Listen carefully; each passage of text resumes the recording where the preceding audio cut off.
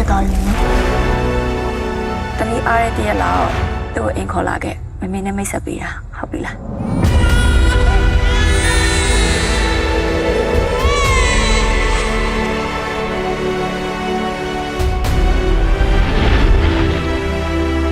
ကဘာမြေကြီးမှာစွမ်းရည်ရှိရပါတော့အဲ့လိုပဲဆရာမစွမ်းရည်ရှိနေရလား နော်မေသမီးမေပေါ်မှာလားဟုတ်တယ်သမီး မေတက်တဲ့ဧည့်သည်ပါလာတယ်ခဏလောက်ဆင်းခဲ့ပါ အော်အေးလာပြီ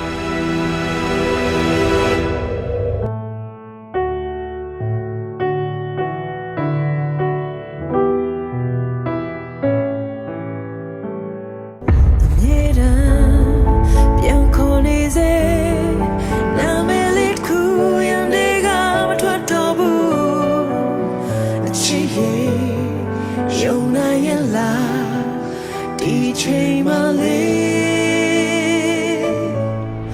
ဟိုတော့ငါတို့ညောင်းလုံးတွေဖြစ်ခဲ့ကြရဲ့ဟိုတော့ငါတို့ညောင်းလုံးတွေငါတို့ရဲ့ချစ်တဲ့တိလား မင်းကအချစ်တယ် ဟိုတို့ညောင်းလုံးပတ်သက်ခဲ့မိရဲ့ရေမနာရဘူးဟိုတော့ ဆိုင်တွေ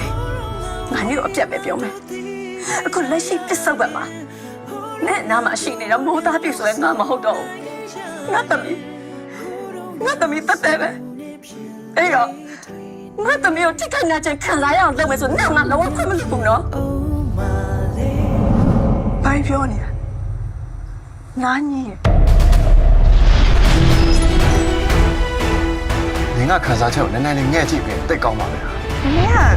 ကကိုယ်ဆမ်စားနိုင်တာဘယ်လိုသိပါလဲ နင်ကနေမင်းသမီးတယောက်ဆိုတော့မမေ့နဲ့နော်နင်ဘာလုပ်နေရလဲတက်တက်ဆက်လက်ပြီးငါ့ကိုပြောစမ်းပါနင်ဘာလုပ်နေရလဲ သမီးစုပဲစုချားနေမှာမအေးအပိုက်ကြီးရတယ်လို့သမီးရဲ့ချစ်သူတော့မှမရှောင်နိုင်တော့မင်းအလောက်တောင်ဖြစ်နေတာလား